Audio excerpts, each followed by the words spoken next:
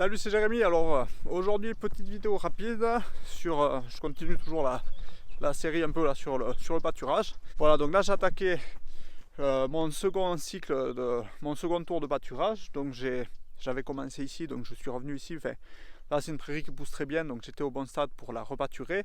J'ai sauté une prairie qui n'était pas encore suffisamment avancée, parce qu'en pâturage il vaut mieux se fier à l'état de la prairie.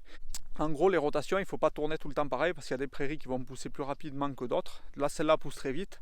Et celle que dans ma première rotation, j'en avais pâturé une autre avant. Et quand il m'a fallu attaquer donc, ma seconde rotation, elle était encore qu'à 2 feuilles et demie, alors que celle-là était prête à être mangée. Donc tant pis, je n'ai pas suivi l'ordre du premier tour. Donc je suis venu mettre les brebis en priorité sur cette parcelle que je suis en train de faire manger.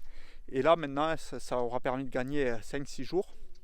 Et donc ensuite, je repasserai sur la première parcelle qui était en pâturage. Et donc comme ça, elle sera au bon stade et celle-là n'aura pas été trop avancée. Donc c'est important de ne pas pâturer toujours dans le même ordre et vraiment de se fier à la prairie. Donc ça, c'était pas le sujet de la vidéo du jour. Le sujet de la vidéo du jour, c'est un peu comment recouper une parcelle. Donc parce que ça paraît tout simple, mais il y a quelques trucs à voir pour pas avoir justement des prairies qui s'abîment. Et là on est sur une parcelle qui a mal été recoupée justement. Donc on va profiter de cet exemple pour voir un peu ce qu'il ne faut pas faire quand on recoupe une parcelle. Donc quand on recoupe une parcelle, ce qu'il faut éviter, c'est des parcelles couloirs, donc des parcelles trop étroites et trop longues. L'idéal c'est un carré. Donc là c'est assez carré là, ce qui est après. Et ensuite c'est aussi de recouper donc dans la montée. Et aussi en fonction des types de sol. Donc là ce qu'on va voir ici, c'est que du coup cette prairie là, ça fait une espèce de L. Donc le champ il commence ici, hop il tourne et il va là-bas. Donc ici on est sur un coin où il y a du fond, et là ça remonte, et là c'est plus du cos avec du caillou, et c'est plus ensoleillé. C'est plus ensoleillé qu'ici, où ici ça a tendance à pousser un peu à l'ombre. Donc j'ai sorti les brebis hier. Donc les brebis elles sont ici, là-bas c'est recoupé sur la hauteur, donc là-bas après c'est bon, j'ai pas trop de soucis. Donc j'ai essayé de couper le dessous du bois séparé, parce que si je laisse tout en entier, elles vont me laisser le haut et racler le bas en fait. Donc en recoupant là, elles vont, au moins je gère pour qu'elles ne me raclent pas le bas, et quand elles sont en haut, je les oblige un peu à manger le haut. Donc là ça c'est très bien. Donc ici je pouvais pas le faire, et ici du coup ce qu'on est en train de voir maintenant, c'est que là le long du bois là, il y a trop d'herbe, j'arrive jamais à sortir les brebis avec la bonne hauteur d'herbe, je laisse toujours trop d'herbe ici. Donc au milieu là on est bon, ici ça a été bien mangé, et ici là on le voit, ça fait plus jaune, et là ça fait carrément terre. Donc là les brebis, c'est un coin où il y a très peu de terre, et l'herbe est beaucoup plus appétante en fait, alors qu'ici il y a du fond, et là-bas il y a du fond mais ça pousse à l'ombre. Donc quand ça pousse à l'ombre, elles n'aiment pas. Quand il y a du fond, elles aiment moyen, et quand il n'y a pas de terre, elles en raffolent. Donc à chaque fois, elles viennent me racler cette partie ici, alors qu'elles me laissent trop d'herbe ici. Donc la solution, ça serait plutôt de couper, c'est que ça me fait trop petit, ça serait plutôt de couper ici pour leur laisser le haut. Donc comme ça, je pourrais leur faire suffisamment pâturer le haut. Et ici, donc là c'est trop petit pour le faire, mais ici, il faudrait presque recouper ici, pour là éviter justement en les laissant moins longtemps qu'elles surpâturent. Et donc c'est très important de penser à ça, parce que là ce qu'on voit du coup, si on regarde de plus près, donc là on voit que des cailloux. Donc il y a le trèfle qui galère, les graminées qui sont attaqués à la gaine, donc ça c'est pas bon. Là on voit que c'est très ras, et du coup ça s'est énormément éclairci. Donc là la prairie, dès qu'il va faire trop sec et tout, les pieds vont souffrir, et ça va s'éclaircir. Ici on est mieux. Donc là on peut voir qu'elles n'ont pas consommé la gaine. Il y a plus de végétation. Le trèfle, il peut se développer, mais il y a quelques trous, ça vient de la prairie. Donc là on est à la bonne hauteur à peu près.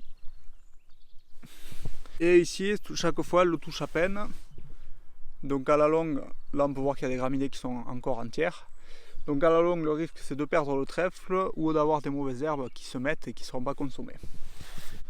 Donc là c'est un cas vraiment pour montrer l'exemple. Donc là c'est vraiment une micro parcelle, donc j'avais pas trop le choix de recouper comme ça, mais du coup au fil des années ça va vraiment se voir que le bas va s'appauvrir et il y a des zones où je vais avoir des mauvaises herbes qui vont apparaître.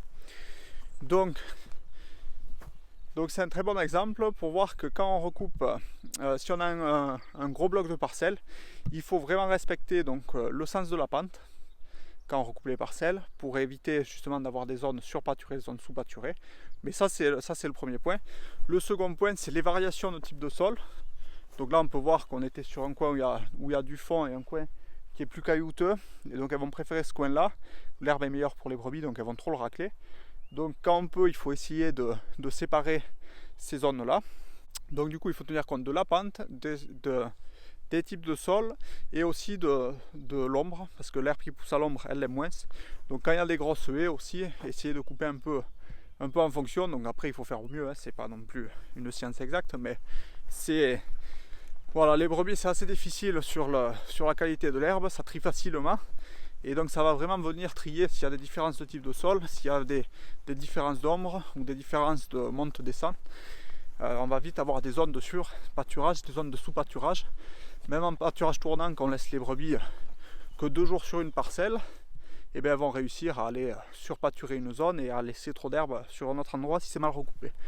Donc c'est l'intérêt de la clôture mobile quand on se lance dans le pâturage tournant, c'est qu'on peut recouper ses paddocks assez rapidement et avec déjà la première année un peu de retour, voir s'il y a des zones à recouper différemment, à se réadapter un peu en fonction des